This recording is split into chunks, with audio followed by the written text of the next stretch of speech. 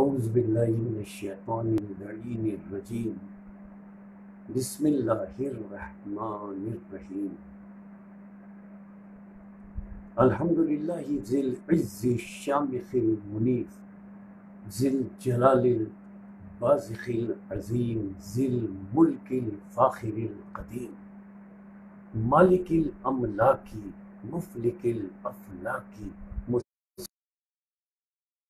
القمر مکبر اللیل والنہار مکبر النہار علی اللیل قاسم کل جبار عنید مہلک کل شیطان مرید رب الجنۃ والناس رب العالمین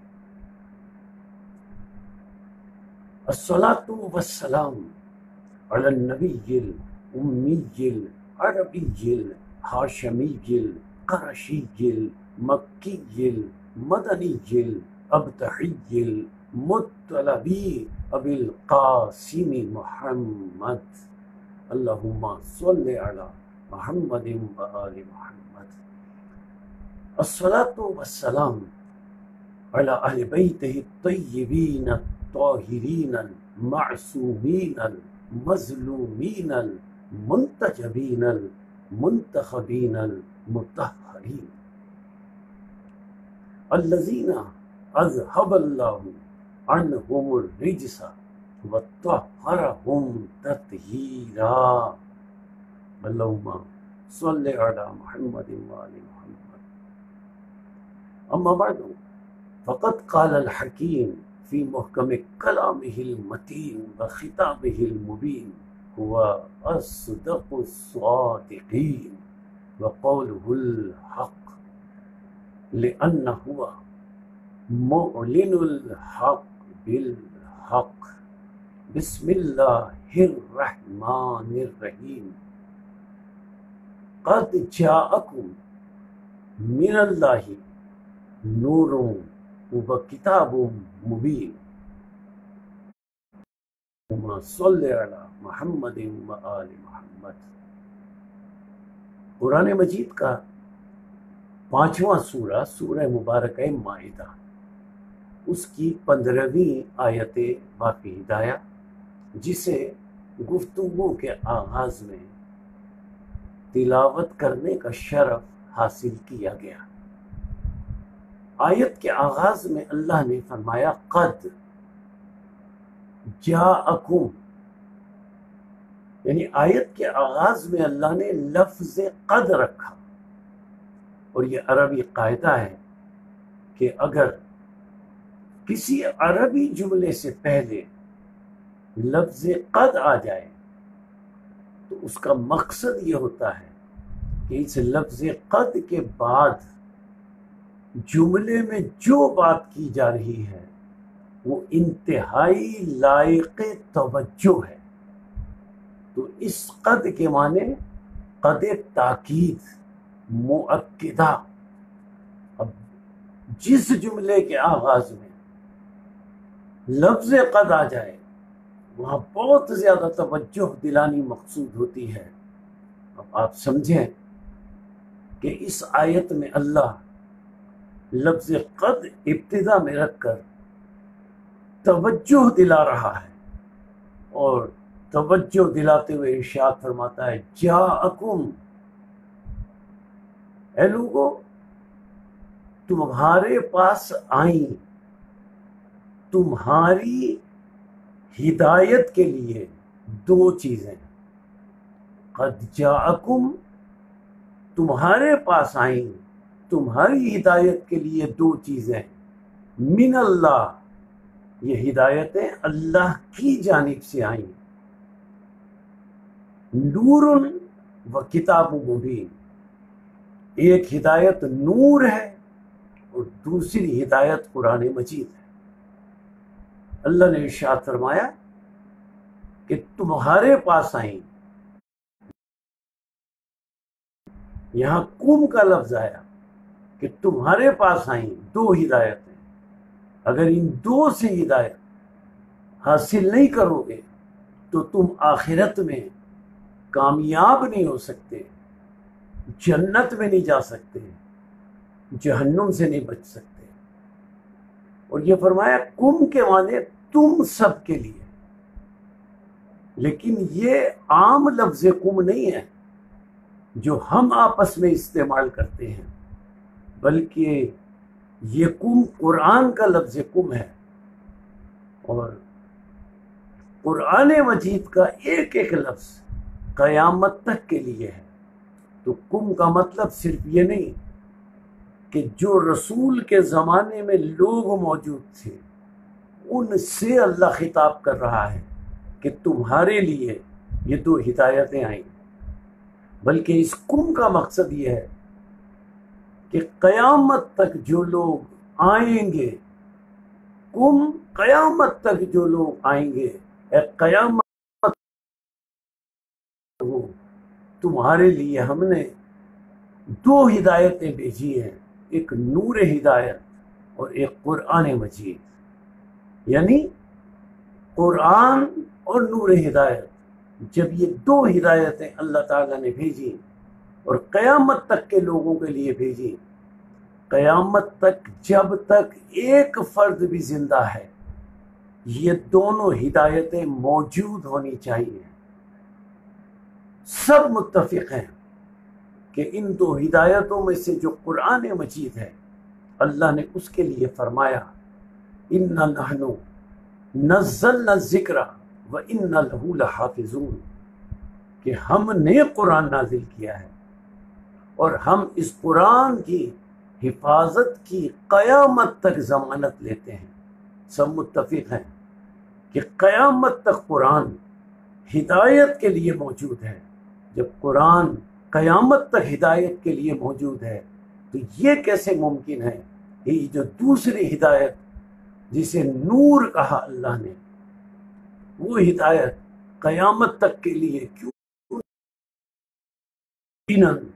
نور ہدایت بھی قیامت تک موجود ہونا چاہیے، اور اس نور سے مراد قرآن نہیں ہے، اس لیے کہ نور و کتاب مبین، نور اور کتاب مبین کے درمیان لفظ واو اللہ نے عطف کر رکھا جو غیریت پر دلیل کرتا ہے، یعنی جس کے معنی یہ ہیں کہ واو سے پہلے جو ہے لفظ وہ اور ہے اور واو کے بعد جو لفظ ہے وہ اور ہے۔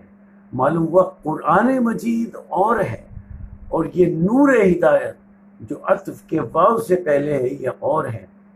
تو تمام ملت مسلمہ کا یہ عقیدہ ہے کہ قرآن مجید قیامت تک ہدایت کے لیے موجود ہے۔ تو پھر اس آیت کے تحت مجھے کوئی یہ بتائے کہ وہ نور کون سا ہے جو قیامت تک ہدایت کے لیے موجود ہے۔ الحمدللہ مسلک تشیع کے علاوہ کسی میں جرأت ہی نہیں کہ وہ یہ بتائے کہ وہ نور ہدایت کون سا ہے جو قیامت تک کے لیے اللہ نے ہدایت کے لیے رکھا ہے۔ ہم مسلک تشیع میں اسی نور ہدایت کو امام زمانہ کہتے ہیں، کہ امام زمانہ اور قرآن مجید یہ نور ہدایت قیامت تک ہدایت کے لیے موجود ہے۔ اب یہ نور جسے لفظ نور کہہ کر اللہ نے سورہ مائدہ میں خطاب کیا، اس نور کا منصب کیا رکھا؟ اس نور کا منصب اللہ تعالیٰ نے ارشاد فرمایا سورہ انبیاء کہ اس نور کا منصب کیا ہے، 21واں سورہ قرآن مجید کا۔ اس نور ہدایت کا منصب کیا ہے؟ اللہ فرماتا ہے وَجَعَلْنَاهُمْ أَئِمَّةً، وَجَعَلْنَا، اللہ فرماتا ہے ہم نے مقرر کیا، جعل سے ہے اور اسی سے ہے جاعل، جو اللہ نے فرمایا تھا حضرت آدم علیہ السلام کے لیے انی جاعل فی الارض خلیفہ، اسی جعل اور جاعل سے یہ جعلنا ہے۔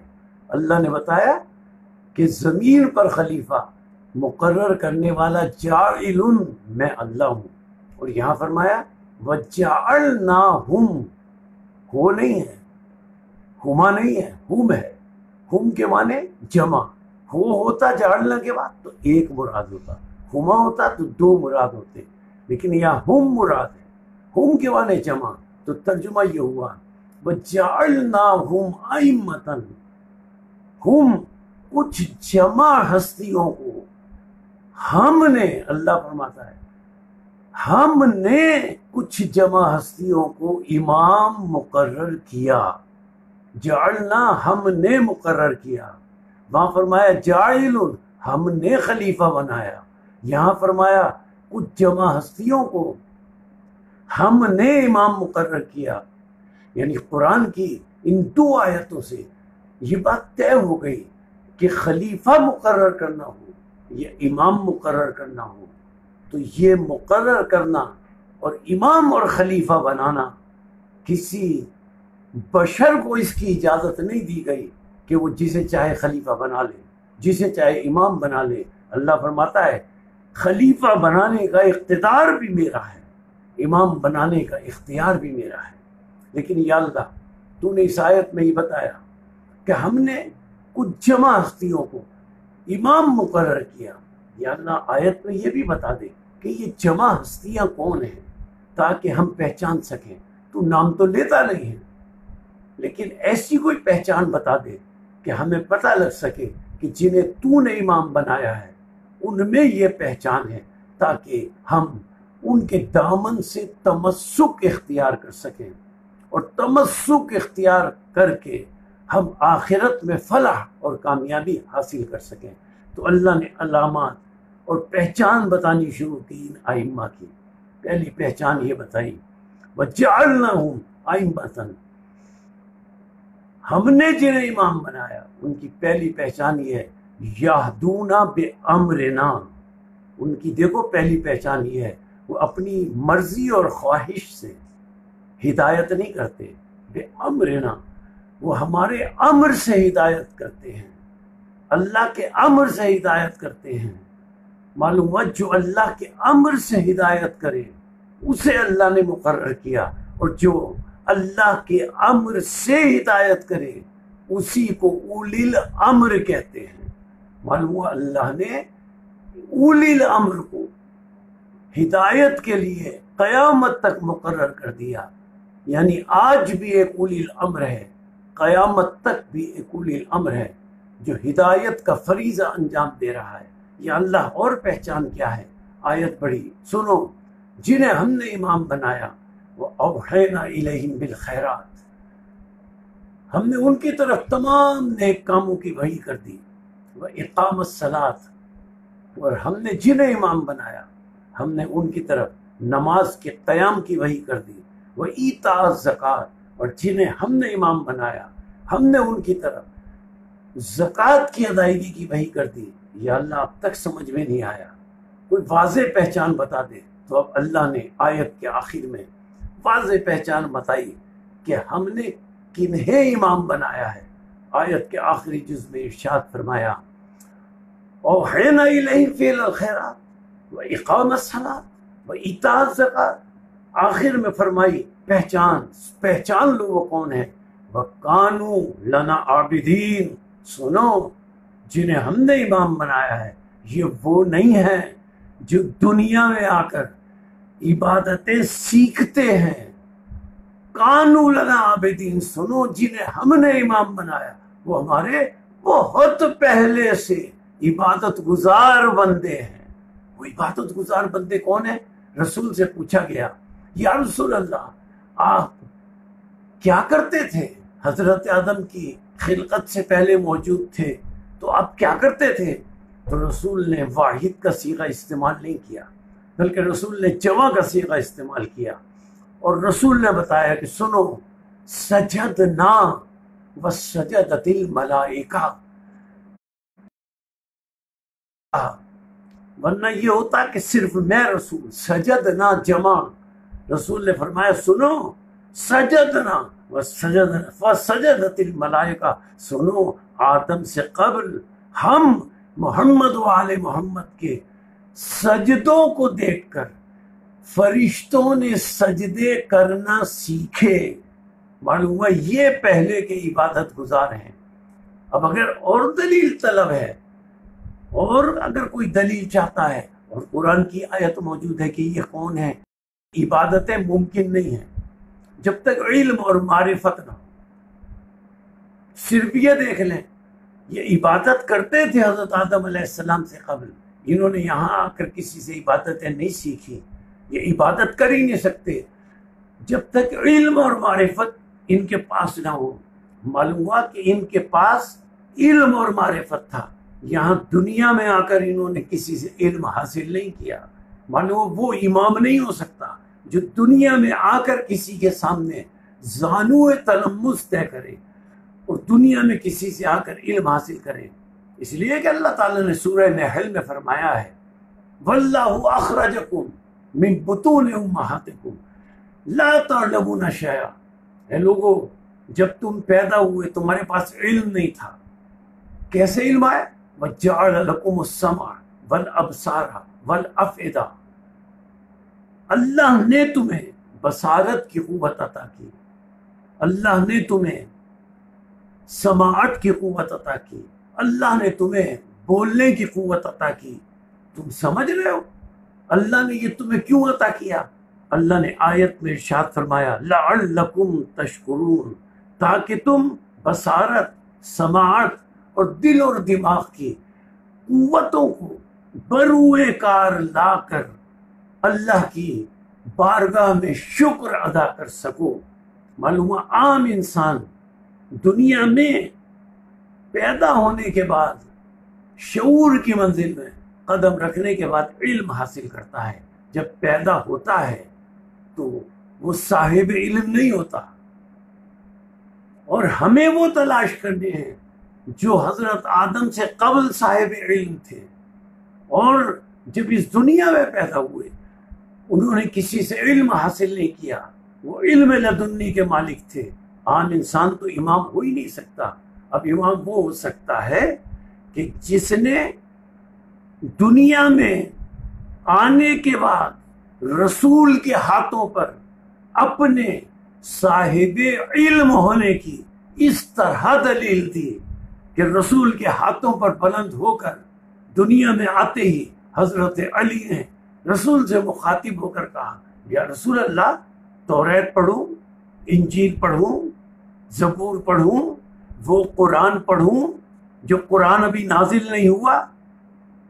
یعنی آتے ہی گفتگو کر رہے ہیں. اور حضرت علی جب پڑھا رسول کے ہاتھوں پر، حضرت علی نے سورہ المومنون کی آیتوں کی تلاوت کی رسول کے ہاتھوں پر.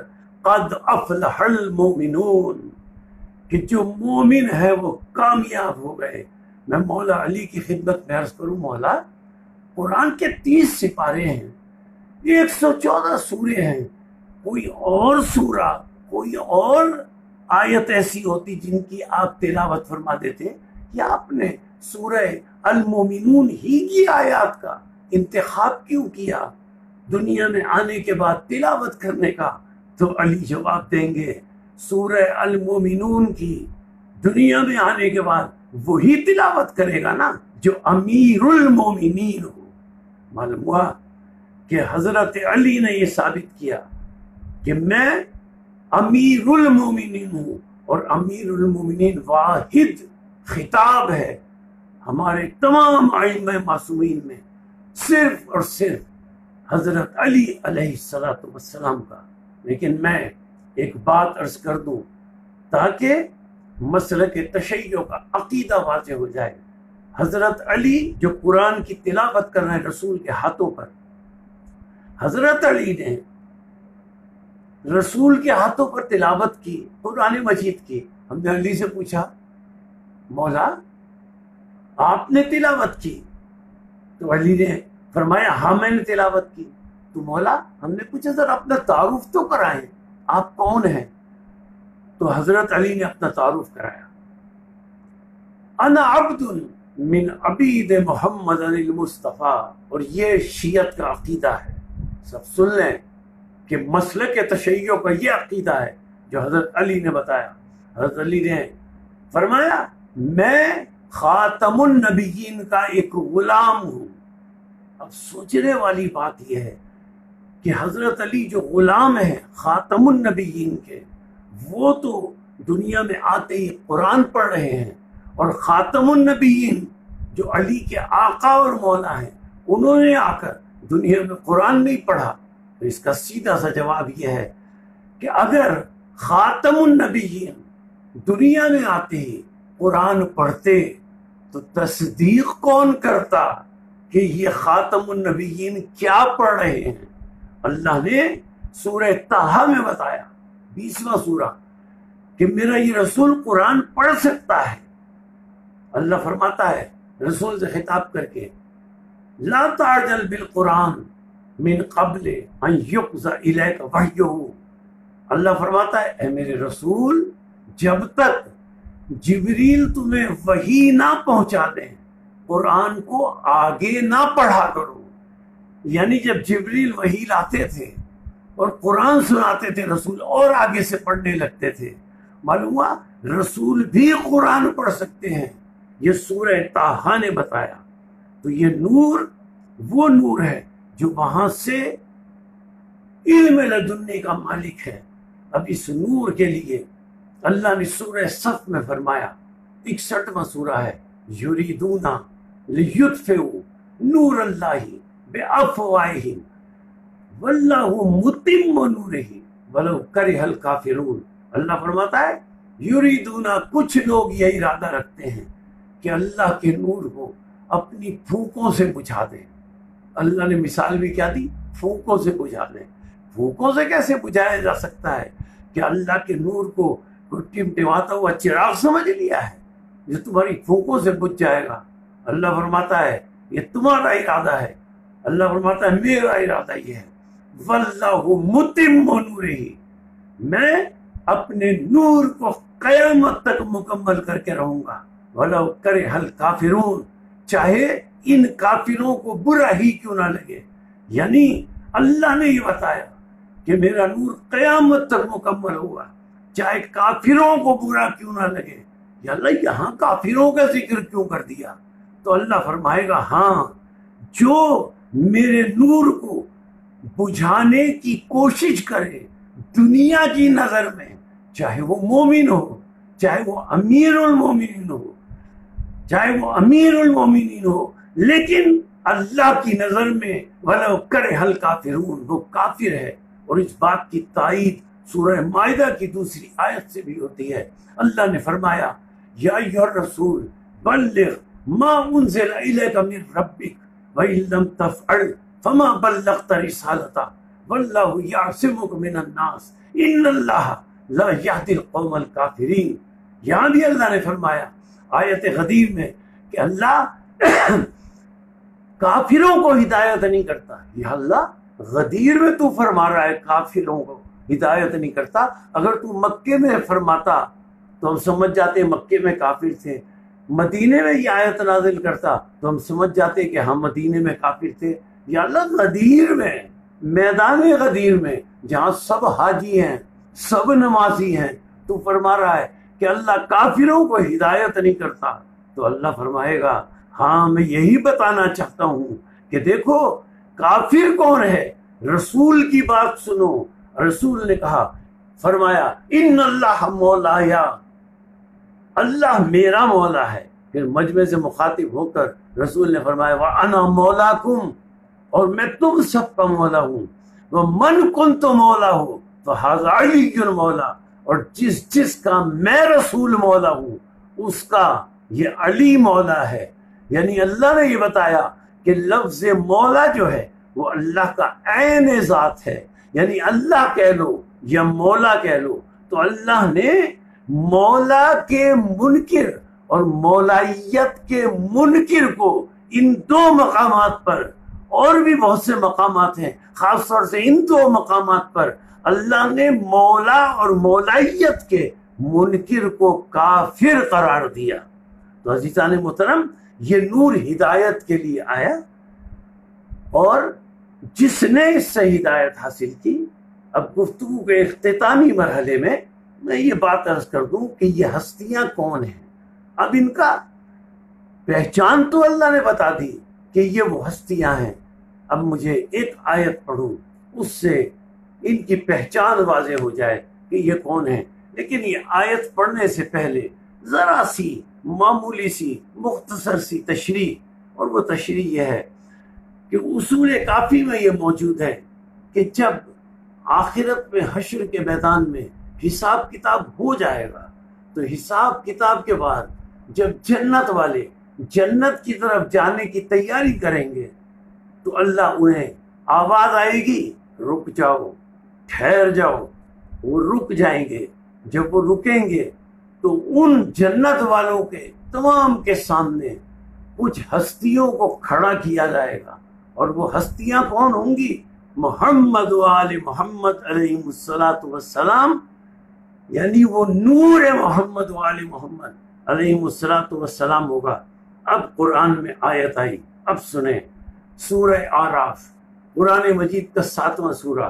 جب یہ جنت میں جانے والے جنت کی طرف جانے لگیں گے اور نور محمد و آل محمد کو وہاں اللہ کھڑا کرے گا تو یہ جنت میں جانے والے اپنی انگشت شہادت سے اس نور محمد و آل محمد کی طرف اشارہ کرتے ہوئے کہیں گے، کیا کہا؟ سورہ آراف کی آیت ہے، یہ کہیں گے جنتی، الحمدللہ الذی ہدانا لہذا، ہاذا اشارہ ہے، وہ اشارہ کر کے کہیں گے ہر طرح کی تعریف اس اللہ کے لیے ہے جس اللہ نے ہماری دنیا میں ہدایت کی ان ہستیوں کے وسیلے سے، اس نور محمد و آل محمد کے وسیلے سے۔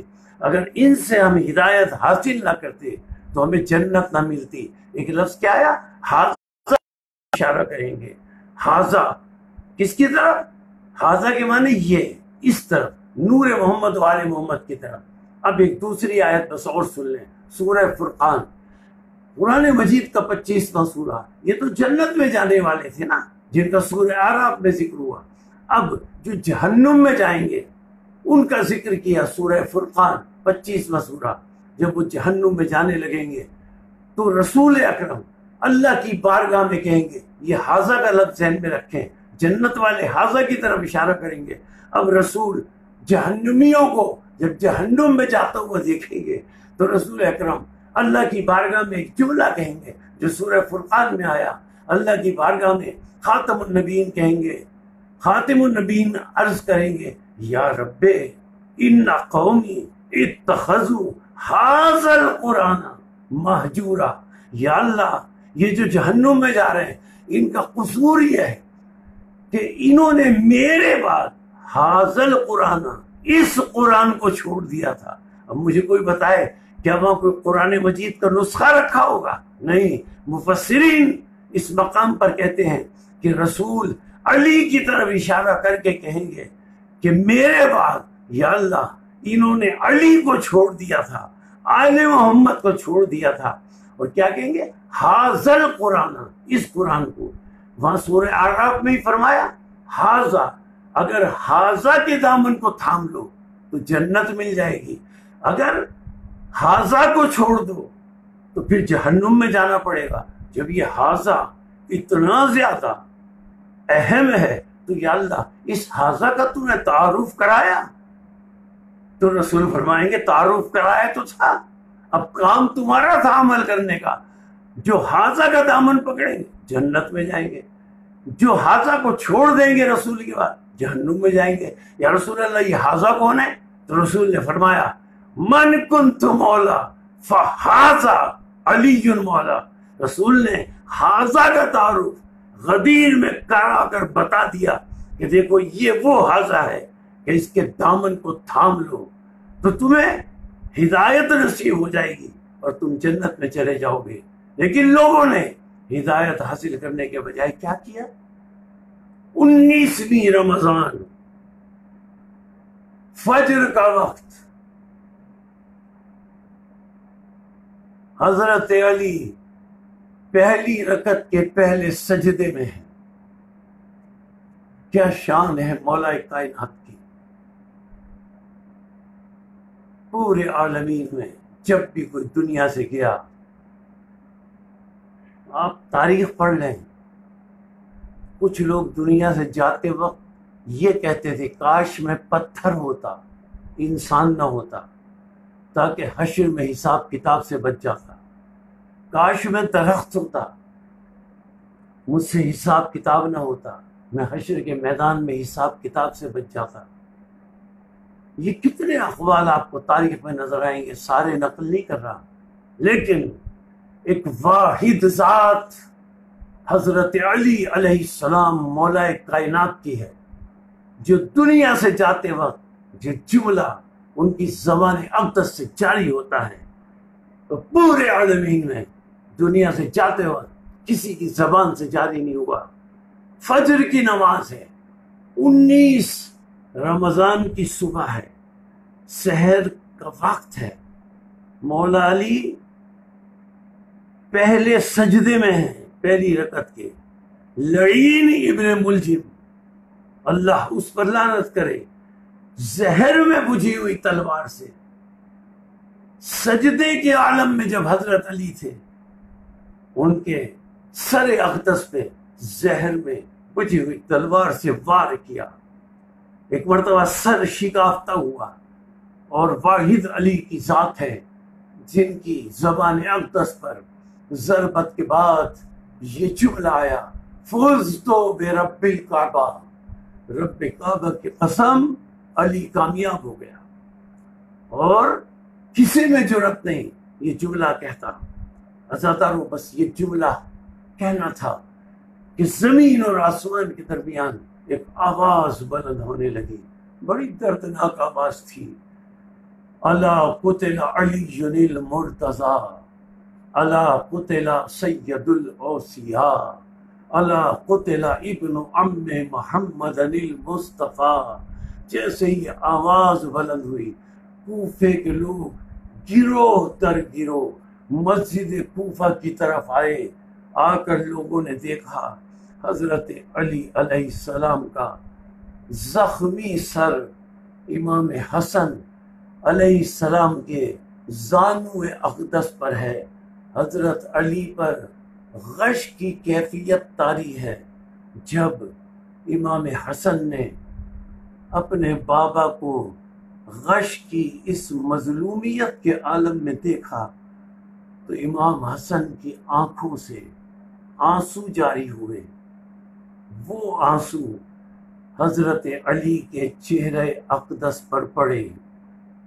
حضرت علی نے چہرہ اقدس پر جیسے ہی آنسو پڑے، آنکھوں کو کھول دیا، اور عزاداروں آپ کی خدمت میں عرض کروں، فزت برب الکعبہ کے بعد ہوش میں اب علی آئے، ہوش میں آنے کے بعد علی علیہ السلام نے پہلا جملہ جو کہا وہ امام حسن سے مخاطب ہو کر آہستہ سے پوچھا، بیٹا حسن، میرا بیٹا حسین کہاں ہے؟ امام حسن علیہ السلام نے عرض کیا، بابا وہ آپ کے قدموں سے لپٹا ہوا رو رہا ہے، آپ کے قدموں سے لپٹا ہوا فریاد کر رہا ہے۔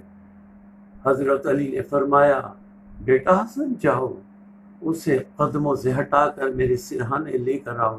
امام حسن علیہ السلام گئے، امام حسین کے سر پر شفقت سے ہاتھ رکھا، پیار کیا، اپنے بابا کے قدموں سے الگ کیا، لے کر سرہانے آئے۔ اب میں کیا کروں؟ یہاں مجھے یاد آ گیا کہ مولا حسین علیہ السلام کی خدمت میں عرض کروں، مولا نصیب ہے، یہ آپ کا مقدر ہے کہ آپ کو جب آپ کے بابا کے قدموں سے جدا کیا تو امام حسن نے پیار کیا، شفقت سے جدا کیا، اور میں عرض کروں مولا حسین کی خدمت میں، مولا یہ آپ کا مقدر ہے۔ اور شام غریبہ میں وہ جناب سکینہ سلام اللہ علیہا کا مقدر ہے، جب اپنے بابا کے قدموں سے لپٹی ہوئی رو رہی تھی اور کہہ رہی تھی، واہ ابتا واہ ابتا، تو ظالم آئے، منہ پر جناب سکینہ کے تماچے مارے، کانوں سے گوشوارے اتارے۔ مولا حسین وہ آپ کا نصیب ہے، یہ جناب سکینہ سلام اللہ علیہا کا نصیب ہے۔ جناب سکینہ سلام اللہ علیہا روز عاشور یتیم ہوئی، اور 21 رمضان کو حسین علیہ السلام یتیم ہو گئے، اور 21 رمضان کو امام حسن علیہ السلام یتیم ہو گئے، جناب زینب سلام اللہ علیہا یتیم ہو گئیں، جناب ام کلثوم سلام اللہ علیہا یتیم ہو گئیں۔ حضرت علی کو جب امام حسن اور امام حسین گھر لے کر آئے اور جناب زینب اور ام کلثوم سلام اللہ علیہما نے اپنے بابا کی حالت دیکھی تو بلند آواز سے رونے لگی، واہ ابتا، واہ ابتا، ہائے ہمارے بابا، ہائے ہمارے بابا۔ حضرت علی کو جب لے کر امام حسن اور امام حسین علیہ السلام گھر آئے تھے تو کوفے میں لوگوں کا مجمع بھی پیچھے پیچھے آ گیا تھا اور وہ گھر کے قریب آ کر رک گیا تھا۔ ایک مرتبہ امام علی علیہ السلام نے غش سے آنکھیں کھولی، امام حسن کو بلایا، امام حسن کو بلا کر اب دیکھیں کیا عجیب جملہ مولا علی فرماتے ہیں امام حسن سے، بیٹا حسن دیکھو تمہاری بہنیں زینب اور ام کلثوم اتنی بلند آوازوں سے رو رہی ہیں، دیکھو ان کے رونے کی آواز باہر مجمع ہے نامحرم مجمع کے کانوں میں ان کے رونے کی آواز جا رہی ہے، بیٹے ذرا باہر جاؤ۔ حسن باہر جا کر مجمع سے کہو ذرا دور چلا جائے تاکہ میری بیٹیوں کے رونے کی آواز نامحرم مجمع کے کانوں میں نہ جائے۔ میں مولا علی کی خدمت میں عرض کروں گا، مولا آپ یہ نہ برداشت کر سکے کہ بیویوں کی آواز نامحرم مجموع میں جائے، ارے مولا آپ نے کیسے برداشت کیا ہوگا کہ یہ بیویاں بغیر چادر کے کوفے کے بازار میں گئیں، بغیر چادر کے شام کے بازار میں گئیں، ان پر صدقوں کی کھجوریں پھینکی گئیں، اور حضرت ام کلثوم یہ کہتی بھی نظر آئیں، ہم پر صدقے کی کھجوریں نہ پھینکو، الصدقۃ علینا حرام، دیکھو صدقہ ہم پر حرام ہے۔ مولا علی آپ نے کیسے برداشت کیا ہوگا؟ آپ تو یہ برداشت نہیں کر سکے کہ نامحرموں کے مجمع میں ان کی آواز چلی جائے، آپ نے کیسے برداشت کیا ہوگا؟ شام کا دربار ہے، ایک رسی میں 12 بیویوں کے بازو بندھے ہوئے ہیں، اسی میں جناب سکینہ کا گلا بندھا ہوا ہے، ظالم تعارف کرا رہے ہیں، ہاذہی زینب، ہاذہی ام کلثوم۔ مولا آپ نے کیسے برداشت کیا ہوگا؟ بالآخر مولا علی علیہ السلام کا قاتل لعین پکڑا گیا، جب پکڑ کر لایا گیا تو حضرت علی علیہ السلام کو مشروب پیش کیا گیا۔ کیا شان ہے، کوئی اس شان کا مولا اس پوری دکھا سکتا ہے کہ جس نے پلایا ہو؟ حضرت علی کو جب مشروب دیا جانے لگا تو امام حسن علیہ السلام بھی کھڑے تھے، حضرت عباس بھی کھڑے تھے، امام حسین بھی کھڑے تھے۔ مرتبہ حضرت علی نے کہا یہ مشروب میرے قاتل کو دے دو، دیکھو نا کیسے اس خوف زدہ ہو کر کانپ رہا ہے، یہ مشروب پی لے۔ امام حسن کی جرأت نہ ہوئی کہ وہ مشروب اپنے بابا کے قاتل کو دے دیں۔ حضرت عباس تھر تھر کانپنے لگے، سر سے پیر تک کپ کپی حضرت عباس پر طاری ہو گئی، حضرت عباس کا ہاتھ قبضہ شمشیر پر چلا گیا۔ حضرت عباس میں یہ جرأت نہیں تھی کہ وہ مشروب قاتل کو دیں، اپنے بابا کے قاتل کو مشروب دیں۔ کون گیا مشروب دینے؟ عزادارو وہ جسے مظلوم حسین علیہ السلام کہتے ہیں۔ امام حسین علیہ السلام آگے بڑھے، آگے بڑھ کر مشروب لیا اور قاتل کو دیا۔ عزیزو بس یہی 2 شخصیتیں نظر آتی ہیں اس کائنات میں، ایک تو مولا حسین جو اپنے بابا کے قاتل کو مشروب دے رہے ہیں، دوسرے وہ مدینہ ہے جب رہائی کے بعد امام سجاد علیہ السلام کے گھر ایک شخص آیا، اس کی خاطر تواضع امام نے کی، اسے کھانا کھلایا، جب وہ جانے لگا تو وہ کہتا ہے جناب سید سجاد علیہ السلام سے، آپ نے شاید مجھے پہچانا نہیں۔ امام سجاد علیہ السلام فرماتے ہیں میں نے تجھے پہچان لیا، میں تجھے کیسے بھول سکتا ہوں، تو کربلا میں میرے بھائی کا قاتل ہے۔ بس دیکھیں یہ دو ہیں جو کھانا کھلا رہے ہیں، قاتلوں کو پانی پلا رہے ہیں، مشروب دے رہے ہیں۔ 20ویں رمضان آئی، اب 21ویں رمضان کی شب آئی، جس شب میں ہم بیٹھے ہیں اور مولا علیہ السلام کی شہادت کا تذکرہ کر رہے ہیں۔ مولا علی علیہ السلام اس 21ویں ماہ رمضان کی شب میں، مولا علی علیہ السلام شب 21 میں، یعنی 20 رمضان گزر گئی، 21ویں صبح آنے والی ہے، اس شب میں مولا علی علیہ السلام نے غش سے آنکھیں کھولی، اپنے سارے اہل بیت کو قریب بلایا، امام حسن علیہ السلام کو آواز دی، اور امام حسن علیہ السلام کے ہاتھ میں اہل بیت کے ہر فرد کا ہاتھ دیا، اور ہاتھ دے کر امام حسن علیہ السلام کو یہ وصیت کرتے رہے، بیٹا میرے بعد ان سب کی ذمہ داری تمہاری ہے، میں ان سب کو تمہارے سپرد کرتا ہوں۔ جب سب کو حضرت علی علیہ السلام امام حسن کے سپرد کر چکے تو امام علی علیہ السلام نے ایک آواز سنی کہ بلند آواز سے کوئی بی بی رو رہی ہے۔ پوچھا یہ کون ہے؟ کسی نے کہا یہ ام البنین رو رہی ہیں، حضرت ام البنین سلام اللہ علیہا کو حضرت علی نے کہا بلاؤ۔ جب بلایا گیا تو حضرت ام البنین نے کہا، حضرت علی پوچھتے ہیں کیوں بلند آواز سے رو رہی ہو؟ تو ام البنین کہتی ہیں کیا مولا میرے بیٹے عباس سے کوئی غلطی ہو گئی جو آپ نے سارے اہل بیت کو امام حسن کے سپرد کر دیا؟ میرے بیٹے عباس کو آپ نے امام حسن علیہ السلام کے سپرد نہیں کیا۔ حضرت علی چیخ کر بلند آواز سے روئے، ام البنین تم نہیں جانتی، ٹھہر جاؤ۔ یہ کہہ کر حسین کو بلایا، حسین علیہ السلام آئے، عباس علیہ السلام آئے۔ اب اس منظر پر آپ دیکھیں کہ حضرت علی علیہ السلام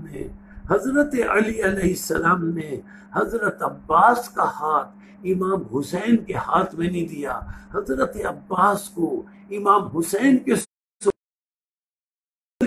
عباس سے کہا قریب آؤ، اور امام حسین کا ہاتھ حضرت عباس کے ہاتھ میں دے کر حضرت عباس سے روتے ہوئے مخاطب ہو کر حضرت علی نے ارشاد فرمایا، بیٹا عباس میرے بیٹے حسین کا کربلا میں خیال رکھنا، میرے بیٹے حسین کا خیال رکھنا، اور عزادارو اپنے بابا کی وصیت کو اس طرح حضرت عباس نے پورا کیا، بازو کٹوا دیے، سر پر گرز برداشت کر لیا، لیکن مولا حسین ہاتھ نہ چھوڑا۔ سَيَعْلَمُ الَّذِينَ ظَلَمُوا أَيَّ مُنقَلِبٍ يَنقَلِبُونَ۔ اللہم صلی علی محمد۔